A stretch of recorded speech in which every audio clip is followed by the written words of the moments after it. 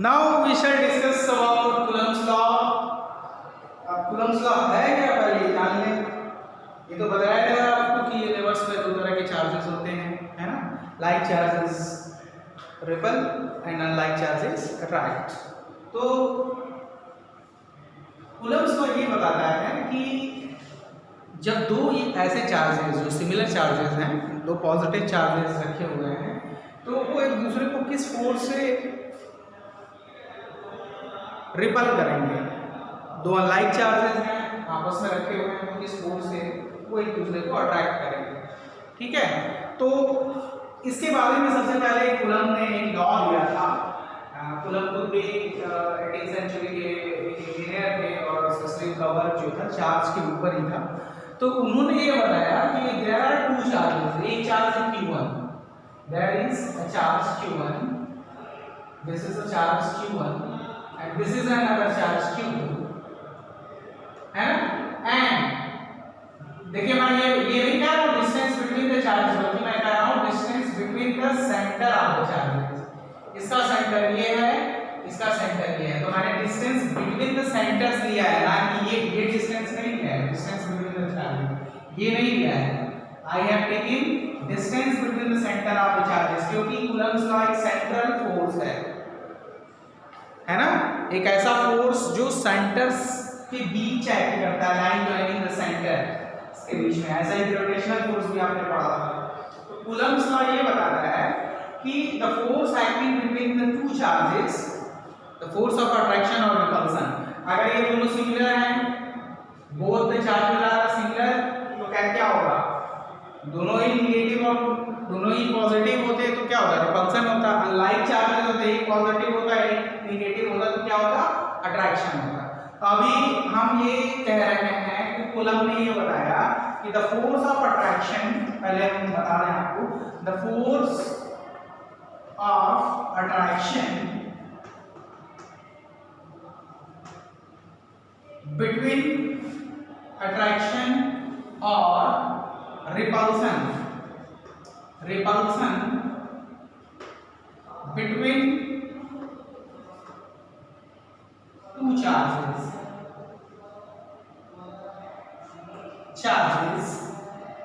is directly proportional to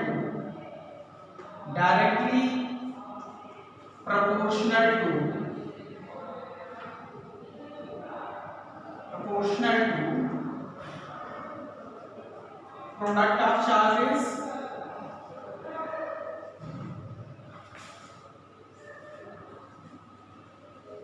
charges and inversely proportional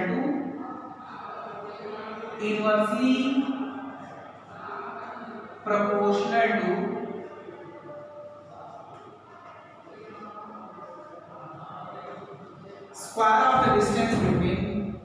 square of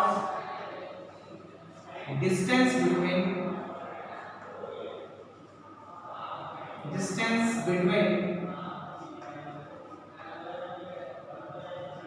center of these two charges, center of these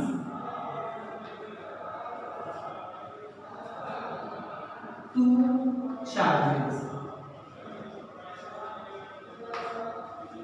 बड़ा लंबा चौड़ा लग रहा होगा, लेकिन बहुत सिंपल है। देखो पहले उन्होंने ऑब्जर्व क्या किया कि there are two charges, let there are two charges Q1 and Q2, तो उन्होंने ऑब्जर्व ये किया कि इनके बीच जो फोर्स ऑफ अट्रैक्शन या रिपल्सन, यहाँ तो क्या होगा, रिपल्सन होगा, क्योंकि दोनों ही हमने सिमिलर चार्ज पॉजिटिव लिए हैं। तो दिस फोर्स मतलब ये वाला क्या करेगा, इसको रिपेल करेगा इधर, ये वाला इसको इधर रिपेल करेगा, यानी ये जो फोर्स होगा इसको मान लो इसके ऊपर कौन लगा रहा है, ये फोर्स, ये वाला लगा रहा है, इसका नाम क्या होगा, F12, फोर्स ऑन 1/2, और ये का नाम होगा फोर्स ऑन 2/1। ठीक है, तो फोर्स 1/2 ये रिपल्सन है, तो F12 या F21 जो है ये क्या है, फोर्स ऑफ रिपल्सन है। सिंपली हम कहें कि चलो हम F मान लेते हैं, अभी इतने डीप नहीं जाते हैं, अभी आप कंफ्यूज होना शुरू कर दोगे। तो उन्होंने देखा कि जो फोर्स ऑफ रिपल्सन है या जो फोर्स ऑफ अट्रैक्शन होता है वो डायरेक्टली प्रोपोर्शनल होता है किसके, अगर इन दोनों के सेंटर्स के बीच की दूरी r है, तो उन्होंने पहले कहा कि कि the force is directly proportional to product of the charges Q1 and Q2, जो कि पहला स्टेटमेंट है।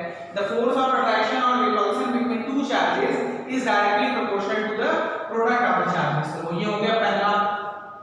फिर उन्होंने कहा, एक ऑब्जर्वेशन उन्होंने ये भी देखा कि अगर हम चार्जेस के बीच की दूरी घटा रहे हैं तो फोर्स बढ़ जा रहा है, और चार्जेस के बीच की दूरी हम बढ़ा रहे हैं तो फोर्स घट जा रहा है। उन्होंने ये भी देखा कि फोर्स जो है वो inversely proportional to r square है ना, यानी inversely proportional to square of the distance between line joining the centre या between centre of these two charges, ठीक है ना। तो centre of these two charges कितना है r, तो inversely proportional to r square, ये दो चीजें।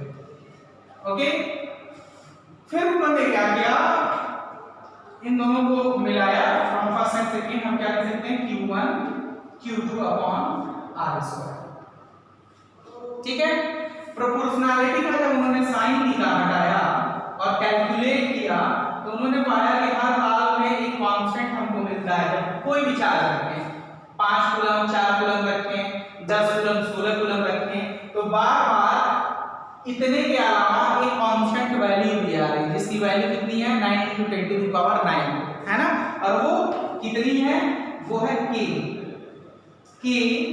Q1 Q2 upon r square. This is the Coulomb's law, ठीक है। अभी ये अलजेब्रिक फॉर्म में है, वेक्टर फॉर्म में नहीं, वो बाद में बात करेंगे। कूलम में ये बताया कि if there are two charges, है ना, चाहे वो सिमिलर है तो अट्रैक्ट करेंगे, है ना, सॉरी सिमिलर है तो रिपेल करेंगे, और अनलाइक है तो क्या करेंगे, अट्रैक्ट करेंगे। तो जो फोर्स ऑफ अट्रैक्शन या रिपल्शन जो भी होगा that will be directly proportional to the product of the charges and inversely proportional to the square of distance between them. उसको कंबाइन किया उन्होंने, है ना, और ये प्रोपोर्शनैलिटी हटाया तो कांस्टेंट मिला k। चलिए अब आगे की तरफ बढ़ते हैं और k के बारे में जानते हैं कि आगे ये k है क्या। तो k क्या है इसके बारे में बात करेंगे। चलिए यार सब कुछ समझ में आ ही गया होगा, अब हम आगे की तरफ बढ़ते हैं ना। देखो आगे की डिस्कशन जो है थोड़े समझदारी वाली है, उस पर जरा ध्यान देना। k एक्चुअली क्या है, k is equal to the 1/4 pi epsilon naught, ठीक है। ये एप्सिलॉन नॉट, ये मान लो जो चार्जेस है हमने कहां रखे हैं, एयर में, ये चार्ज कहां रखा है, एयर में। तो ये एप्सिलॉन नॉट जो है, इस एप्सिलॉन नॉट को हम क्या कहते हैं, this epsilon naught is known as permittivity. क्या होता है ये, परमिटिविटी,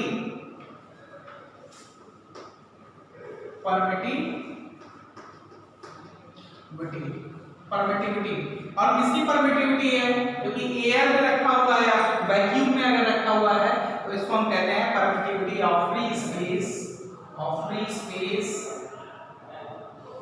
फ्री स्पेस क्या कहते हैं, परमिटिविटी ऑफ एयर, लगभग बराबर होगा फ्री स्पेस और एयर। तो यहां तक आपको कोई दिक्कत नहीं होगी। अब सवाल उठता है कि परमिटिविटी है क्या, नाम में क्या है, परमिट का मतलब आपको कोई जो है आज्ञा मिले, परमिट का मतलब आज्ञा।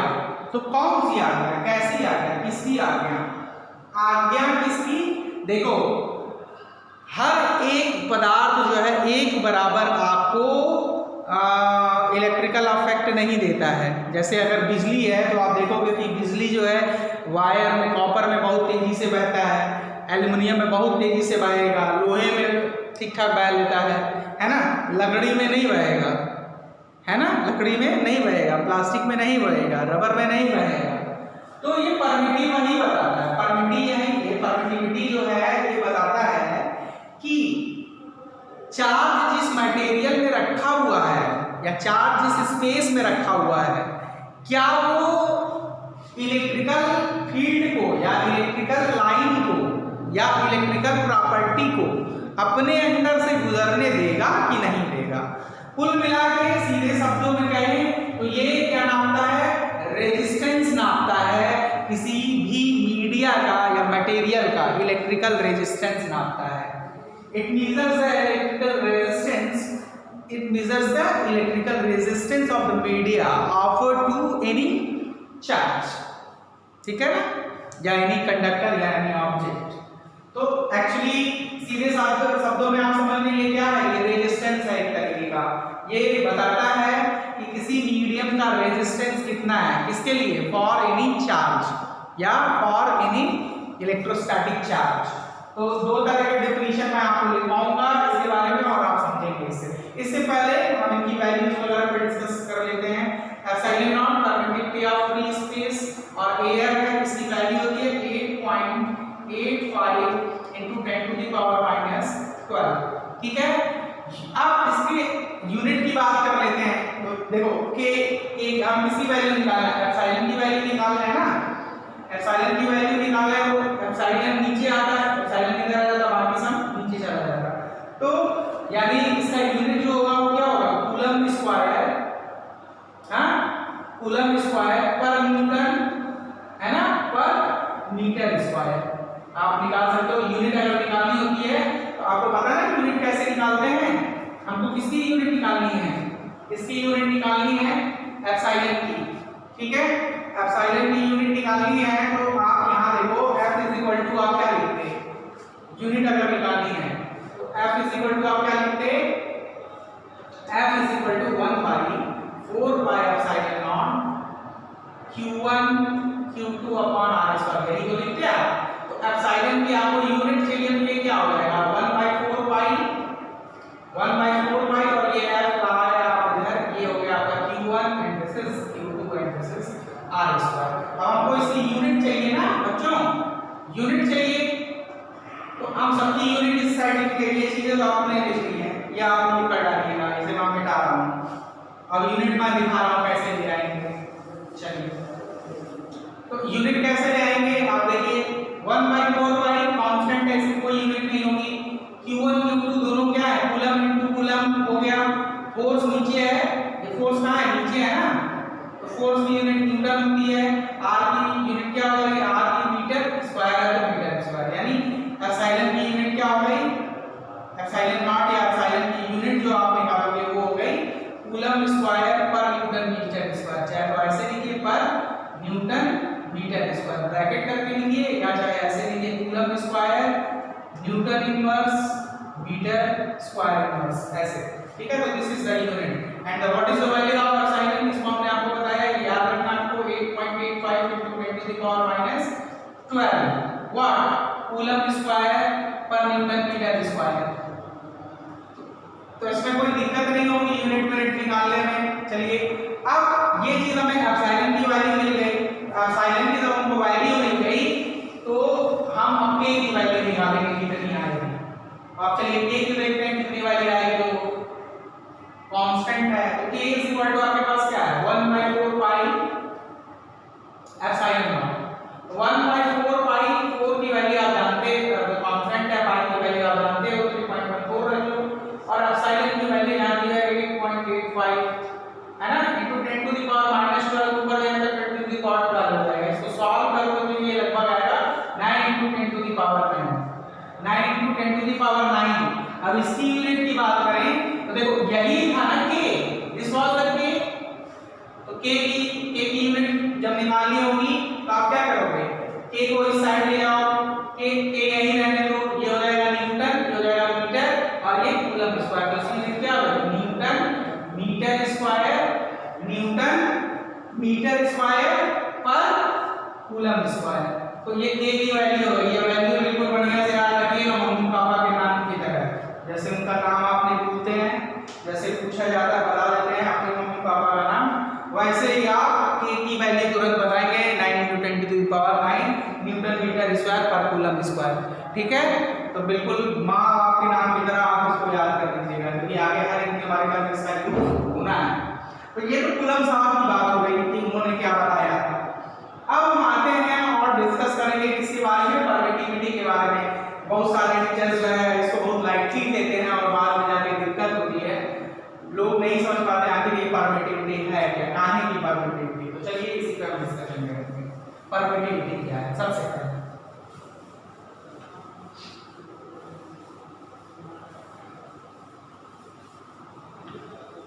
Now, permittivity. Permittivity of medium, किसी भी मीडियम की परमिटिविटी, इसको रिप्रेजेंट करते हैं एप्सिलॉन में, ठीक है। अगर एयर होता तो एप्सिलॉन नॉट यूज करते हैं, स्पेस होता तो, लेकिन हम किसी भी मीडियम की परमिटिविटी की बात करते हैं। देखो हमने अभी आपको बताया वही करंट 5 एम्पियर की करंट आप अगर कहाँ बहाओ सिल्वर में, तो आपको 5 एम्पियर की करंट जो है दूसरे छोर पे 4.5 मिलेगी। वही 5 एम्पियर की करंट आप कॉपर में बहाओगे तो 3.5 मिलेगी। वही 5 एम्पियर की करंट आप लोहे में बहाओगे तो 3 एम्पियर मिलेगी। वही 5 एम्पियर की करंट को आप अगर पानी में बहाओगे तो कितना मिलेगा, 2.5 एम्पियर मिलेगा, ठीक है। वही 5 एम्पियर जो आप लकड़ी में अगर बहा रहे हो तो 0 मिल रहा है, रबर में बहा रहे हो तो 0 मिल रहा है। क्यों ऐसा हो रहा है? इसका मतलब इलेक्ट्रिसिटी या चार्ज के लिए मटेरियल्स का रेजिस्टेंस होता है ना। तो ये रेजिस्टेंस नापता कौन है? ये रेजिस्टेंस नापता है परमिटिविटी। तो permittivity is actually the resistance measured resistance of any medium in the charge is placed, है ना। अगर हमने ये चार्ज जैसे ये दो चार्ज है Q1 और Q2, Q1 और Q2 ये दो चार्ज है, इसको हमने किस में रख रखा है? पानी में। इसको हमने किस में रख रखा है? वाटर में, ठीक है, वाटर में। और यही Q1 और Q2, इसी Q1 और Q2 को अब हमने रखा है किसमें? सिल्वर में। इसमें रखा है सिल्वर में, सिल्वर अर्जेंटम जानते हैं, ठीक है, सिल्वर में रखा। आप क्या देखोगे कि यहाँ जो एप्सिलॉन की वैल्यू है, एप्सिलॉन ऑफ सिल्वर, यहाँ की एसी क्या है? Epsilon of silver, permittivity of silver. और ये यहाँ आप देखोगे एप्सिलॉन ऑफ वाटर, आप देखोगे एप्सिलॉन ऑफ वाटर, यानी वाटर का जो रेजिस्टेंस होगा फॉर दीस चार्जेस वो ज्यादा होगा, है ना। यानी यहाँ आराम से जो है इलेक्ट्रिक फील्ड नहीं प्रोड्यूस हो पाएगा, जबकि यहाँ पे आप बड़े आसानी से और बड़े आराम से इलेक्ट्रिक फील्ड प्रोड्यूस कर ले जाएंगे, ठीक है। तो व्हाट इज मतलब कुल मिला के मेरे कहने का मतलब है यहाँ ई एप्सिलॉन वाटर जो है, एप्सिलॉन वाटर जो है सीधी सी बात है, एप्सिलॉन वाटर का रेजिस्टेंस क्या होगा? ज्यादा होगा, इसका ज्यादा होगा और इसका कम होगा, ठीक है। एप्सिलॉन वाटर जो होगा वो एप्सिलॉन एजी से क्या होगा? ज्यादा होगा, क्योंकि ये ज्यादा रेजिस्टेंस प्रोड्यूस करेगा इलेक्ट्रिकल प्रॉपर्टी को, और ये कम रेजिस्टेंस ऑफर करेगा इलेक्ट्रिकल प्रॉपर्टी को।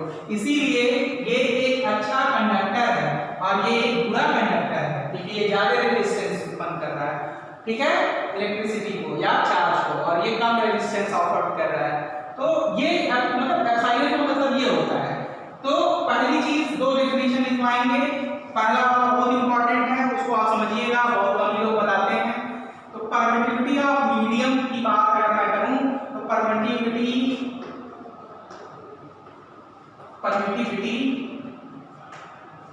is defined as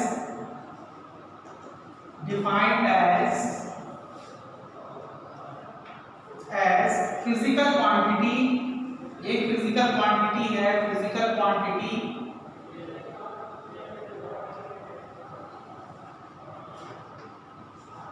which measures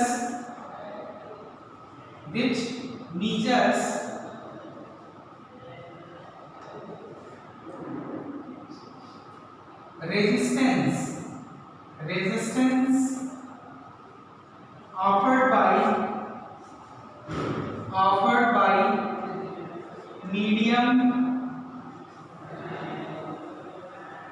to electrical properties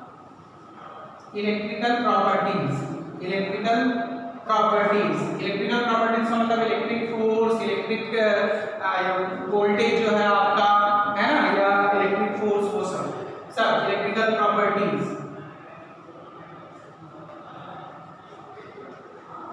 तो which measures the resistance offered by medium to the electrical properties,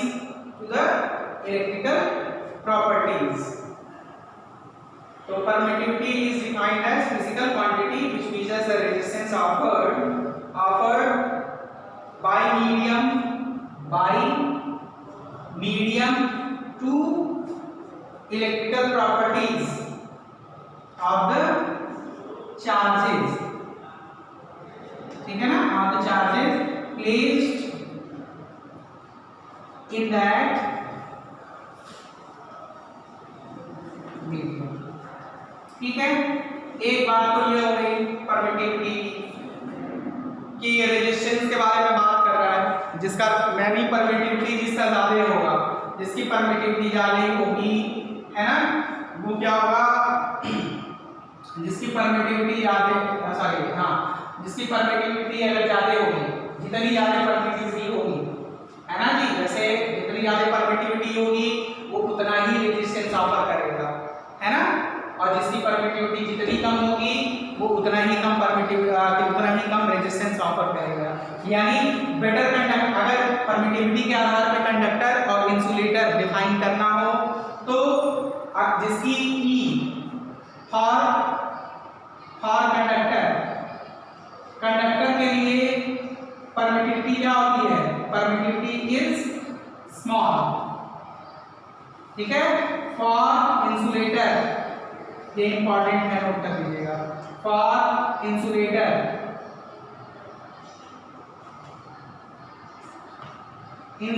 के लिए परमिटिविटी क्या होगा, इज वेरी लार्ज। समझ में आया, यानी ग्लास, रबर, ये सब इंसुलेटर है, तो इनकी परमिटिविटी क्या होगी, ज्यादा होगी, ज्यादा रेजिस्टेंस ऑफर करेंगे। और दूसरे तरीके से परमिटिविटी का डिफाइन करें तो इलेक्ट्रिकल लाइन ऑफ फोर्सेस के टर्म में डिफाइन होता है, वो आगे मैं बताऊंगा आपको। हर एक चार्ज से electric line of force develop होती है ना, हर एक चार्ज से electric line of force develop होती है, इमेजिनरी लाइन होती है। इसकी हेल्प से हम पता करते हैं कि किसी जगह पे इलेक्ट्रिक फील्ड कितना स्ट्रांग है, कितना वीक है, इलेक्ट्रिक फील्ड की किसी पॉइंट पे डायरेक्शन क्या है, इन चीज़ों के बारे में हम डिस्कस करते हैं। तो बहरहाल हम वहाँ तक तो चलते रहेंगे, उसकी बात होती रहेगी। दूसरी डिफिनीशन की बात कर लेते हैं इसकी, जबकि ये वाली डिफिनीशन बहुत शानदार है। इससे अभी आप समझ जा रहे हैं कि कौन इंसुलेटर होगा, कौन कंडक्टर होगा, इसका डिस्कशन हमको अभी बाद में करना ही करना है। तो उससे पहले चलिए हम परमिटिविटी की बात कर लेते हैं। परमिटिविटी का मतलब यही हुआ, permission to the electric field lines. Permittivity measures the permittivity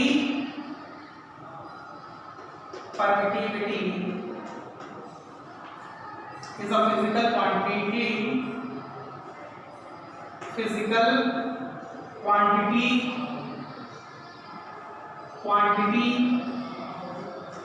which measures the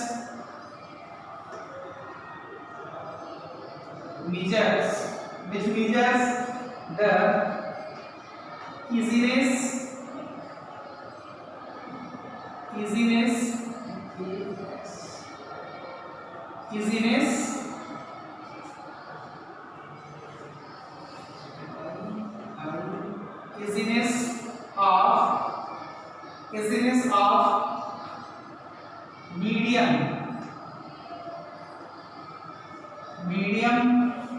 to allow to permit electrical properties